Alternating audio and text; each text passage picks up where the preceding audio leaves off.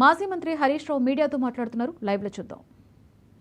అసెంబ్లీలో ప్రభుత్వం తరఫున సమాధానం ఇచ్చారు. అంటే మహిళలకు 1,00,000 కోట్ల వడ్డీ లేని రుణం అనేది బోగస్ మాట, అబద్ధపు మాట అసెంబ్లీలో ఈ ప్రభుత్వం చెప్పింది. నంబర్ 1.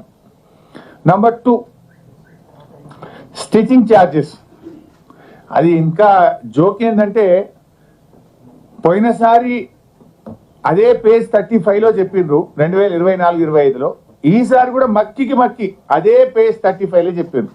పోయిన అమలైందంటే కాలేదు. ఏంటిది ఇది?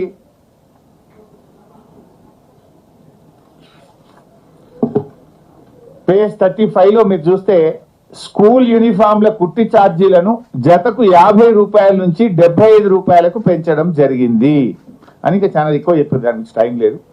ఈసారి కూడా మీరు చూస్తే ఇది ఈ సంవత్సరం బడ్జెట్ బుక్. ఇందులో కూడా ఏం చెప్తారంటే స్వయం సహాయక సంఘాలకు పాఠశాల విద్యార్థులకు యూనిఫామ్లు కుట్టే బాధ్యత అప్పగిస్తూ కుట్టు ఛార్జీలను 75 రూపాయలకు పెంచడం జరిగింది. సేమ్ పేజ్ 35 మక్కి కొట్టిరు, ఏం మారం కూడా మారలే. అయితే దీంట్లో ఏముంది? నిజంగా 75 రూపాయలు ఇచ్చిండ్రా?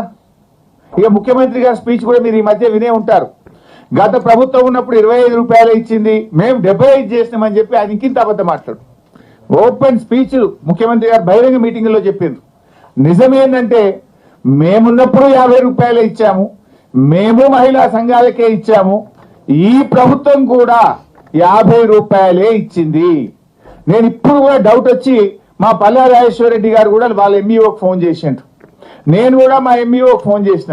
కొత్త ప్రభాకర్ అన్న కూడా వాళ్ళ దుబ్బాకి ఎంఈఓకి ఫోన్ చేసి అడిగిండు, ఏంది భయ్ మీరు 50 రూపాయలు వచ్చినాయా 75 రూపాయలు వచ్చినాయా అని అడిగితే వాళ్ళు స్పష్టంగా చెప్పింది ఏంటంటే 50 రూపాయలే వచ్చినాయి సార్, 75 రూపాయలు రాలేదు అని స్పష్టంగా చెప్పడం జరిగింది. అంటే దీన్ని బట్టి స్టిచ్చింగ్ ఛార్జీలు ఈ రాష్ట్రంలో ఏ మహిళా సంఘానికి కూడా ఈ రోజుకు 75 రూపాయలు రాలేదు, వచ్చింది 50 రూపాయలు మాత్రమే.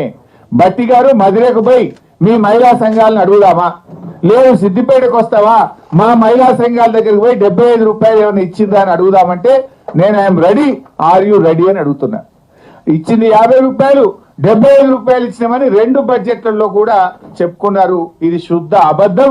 ఇది మహిళా సంఘాలను, మా అక్క చెల్లెలను ఈ ప్రభుత్వం దారుణంగా మోసం చేస్తుంది.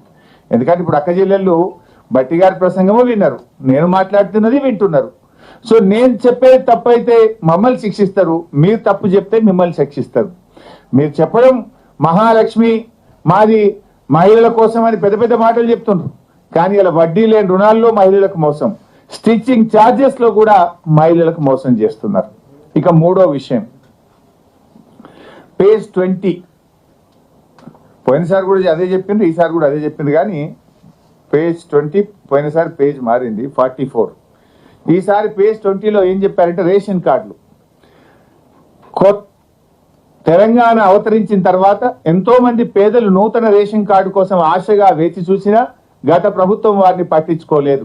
కనీసం కొత్త కుటుంబ సభ్యుల పేర్లను కూడా రేషన్ కార్డులలో జమ చేయలేదు, ఒక్క రేషన్ కార్డు కూడా ఇవ్వలేదని మా మీద ఆరోపణ చేసింది బడ్జెట్ లో. నేనేం ఛాలెంజింగ్ ద బట్టి విక్రమార్క. బీఆర్ఎస్ ప్రభుత్వం 6,47,479 రేషన్ కార్డులు ఇచ్చింది. కొత్త సభ్యులను కూడా ఇంట్లో కొత్త సభ్యులు పిల్లలు పుట్టినా పెళ్లి చేసుకొని కోడలు వచ్చినా కొత్త సభ్యులను కూడా యాడ్ చేసినాం. 20,69,033 మంది కొత్త సభ్యులను రేషన్ కార్డులో బీఆర్ఎస్ ప్రభుత్వం ఇంక్లూడ్ చేసింది. This a document, official document. కానీ మీరేం చెప్పిన బడ్జెట్ సాక్షిగా ఒక కార్డు ఇయ్యలే, ఒక సభ్యుని కూడా యాడ్ చేయలేదనే అబద్ధాలు. అంటే ఎలక్షన్లలో రాజకీయ ప్రసంగాలు చేసినట్టు బట్టి గారి బడ్జెట్ ప్రసంగం కూడా జరిగింది. పచ్చి అబద్ధాలు, పిచ్చి ఆరోపణలతోని బట్టి గారి ప్రసంగం ఈరోజు కొనసాగింది.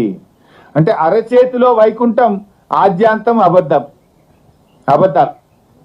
అరచేతిలో వైకుంఠం చూపించారు, ఆద్యాంతం వారి ప్రసంగం అంతా అబద్ధాలతో కొనసాగింది. 72 పేజీల బట్టి గారి ప్రసంగం గురించి చెప్పాలంటే 72